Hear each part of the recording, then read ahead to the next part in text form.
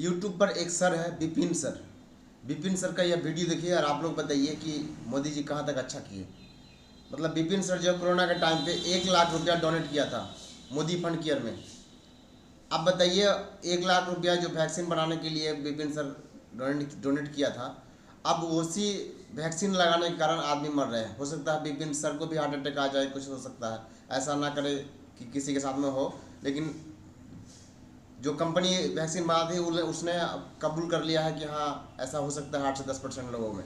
Vipin sir का पूरा video देखिए और बताइए क्या अच्छा किया है या खराब।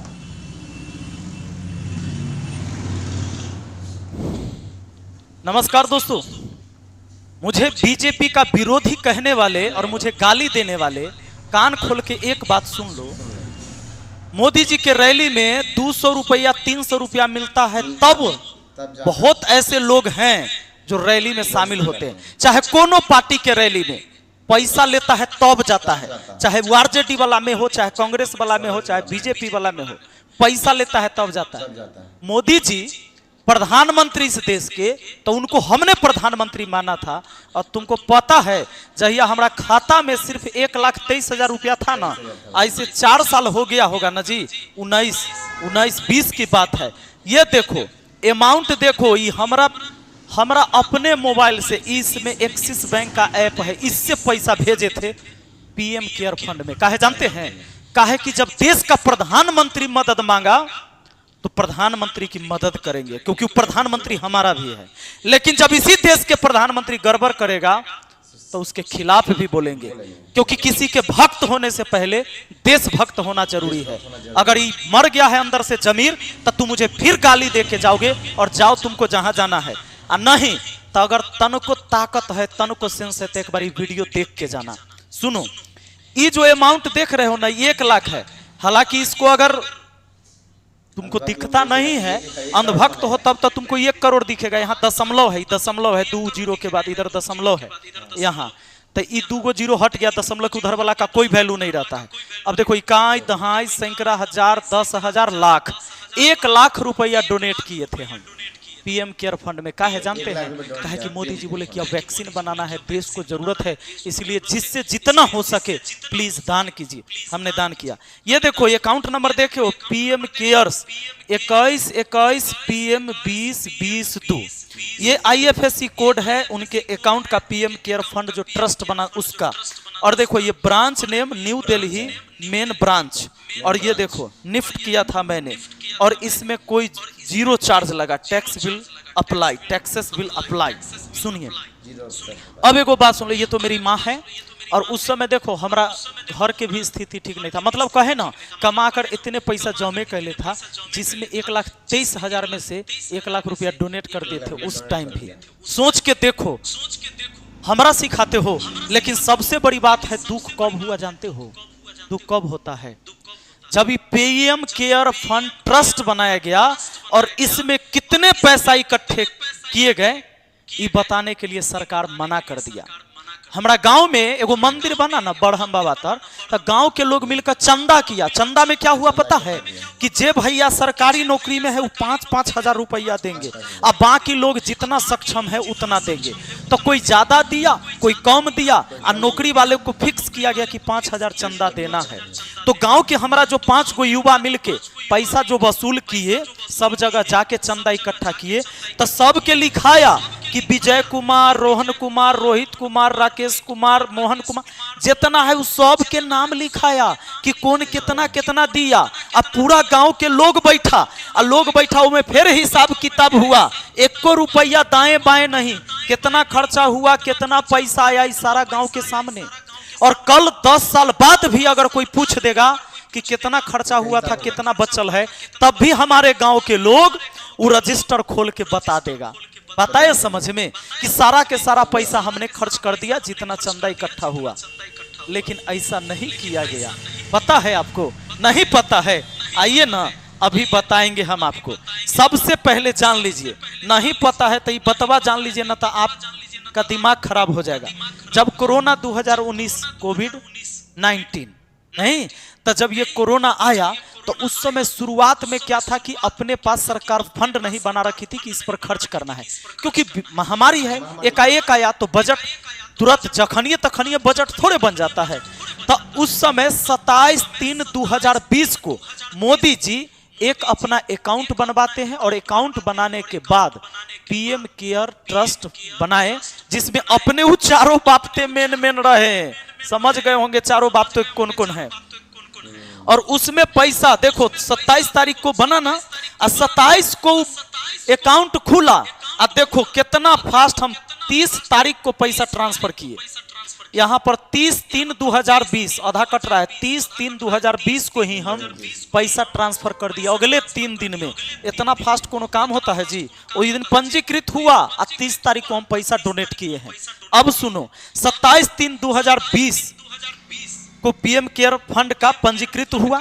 2020 से 2021, ये नॉलेज के लिए भी है तुम्हारे लिए, 10,990 रुपया 2020 से 2021 में 10,990 रुपया करोड़ इकट्ठा। 10,990 करोड़, 10,990 करोड़ रुपया इकट्ठा हो गया, जबकि खर्चा किया गया 3976 करोड़ रुपया बस।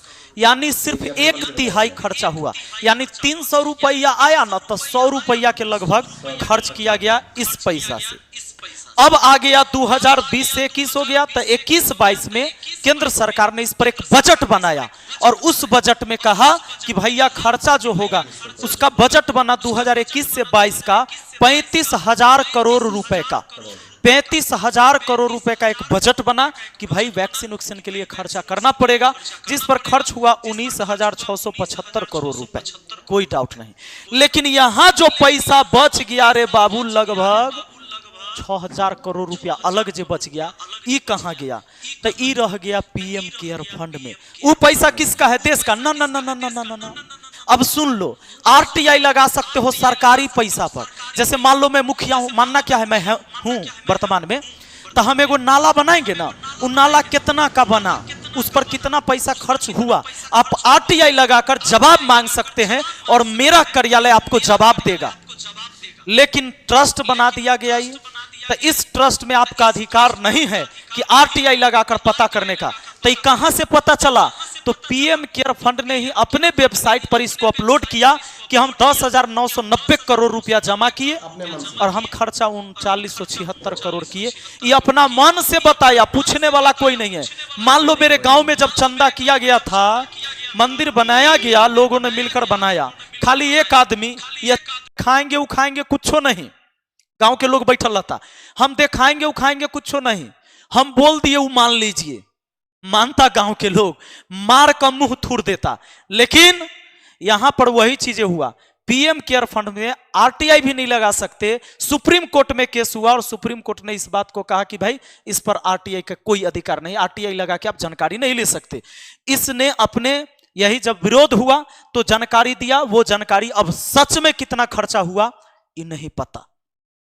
अब बात को समझो, ये पीएम केयर फंड में पैसा जमा हुआ, जब हम पैसा डाले थे ना, हमरा बहुत आदमी बड़ा बढ़िया बात कहा था कि सर गलत जगह पैसा दे दीजिए, गलत जगह पैसा मत दीजिए सर, आपके पैसा से आपका विधायक खरीदा जाएगा।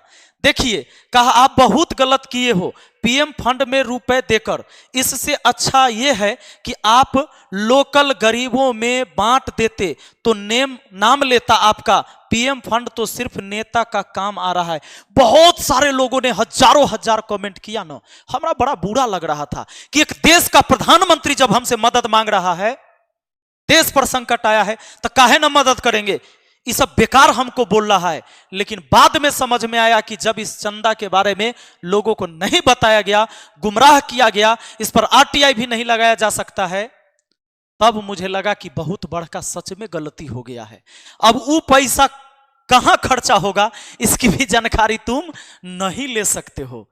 ए भाई, हम देशभक्त हैं, अंधभक्त नहीं हैं। अब सुनो, उस समय इस आदमी का बात हमको बुरा लगता था जो कमेंट करके सलाह देता था, जैसे हमार बात आप लोग को बुरा लगता है, बहुत लोग को लगता है ना, बुरा लगेगा, बुरा वैसे हमको उस समय लगता था। अब ये कोरोना वैक्सीन जो बना है, अभी आपको पता चलेगा, ये जो वैक्सीन बना, अभी कुछ विवाद चल रहा है। आपने देखा कि एस्ट्राजेनेका का बयान, कहा हमारी सहानुभूति है। किस बात के लिए? किस बात के लिए आपको पता है? कोविडशील्ड वैक्सीन के साइड इफेक्ट पर सामने आया एस्ट्राजेनेका का बयान, कहा हमारी सहानुभूति है। कहा कि भाई साइड इफेक्ट हो रहा है ना, ब्रेन हेमरेज हो रहा है, हार्ट अटैक आ रहा है। अगर आपके साथ कुछ हो जा रहा है तो भगवान आपके आत्मा को शांति दे, हम इस बात से बहुत दुखी हैं। कहा गया कि यह पहली बार नहीं है जब एस्ट्राजेनेका ने कोविड वैक्सीन से जुड़े दुष्प्रभावों की बात स्वीकारा है। यह पहली बार नहीं है। ब्रिटेन की एक अदालत में कंपनी के खिलाफ 100 मिलियन पाउंड का मुकदमा चल रहा है। अब जरा ध्यान दीजिए, जब ये आनन फानन में अभी आपने सुना कि बड़ा बवाल हो गया है, तब पहले जो वैक्सीन लगवाते थे एक सर्टिफिकेट आता था जिसमें हमारे मोदी जी उछल उछल के फोटो खींचा के लगवाए, कहें कि पूरे कोरोना हम ही भगाए हैं, हम ही डॉक्टर हैं, हम ही साइंटिस्ट हैं, हम ही सब कुछ हैं, हमने भगा दिया। फोटो उन्होंने सब जगह चिपका दिया। लेकिन अभी जैसे ही बयान आया वैक्सीन कंपनी का कि हमें सहानुभूति है, आपको हार्ट अटैक आ रहा है या ब्रेन हेमरेज हो रहा है, तो भाई ऐसा हो सकता है, कुछ केस ऐसे हैं। इसमें क्या किए कि अभी देखे कि भाई हमारा तो हो जाएगा फजीहत, अब जाकर तुम डाउनलोड करो सर्टिफिकेट। अब पीएम जी का फोटो नहीं है, नरेंद्र मोदी जी वहां से फोटो गायब करवा दिए। और इनके हवाले से क्या जानकारी दिया गया पता है? जानकारी यह दिया गया कि आचार संहिता लागू हो गया है, चुनाव है, इसी के चलते फोटो हटा दिया गया है। जबकि इससे पहले भी आचार संहिता, चूंकि चुनाव हुआ ना भाई, 5-6 राज्य में चुनाव हुआ है ना, वहां तक तो डाउनलोड हो रहा था।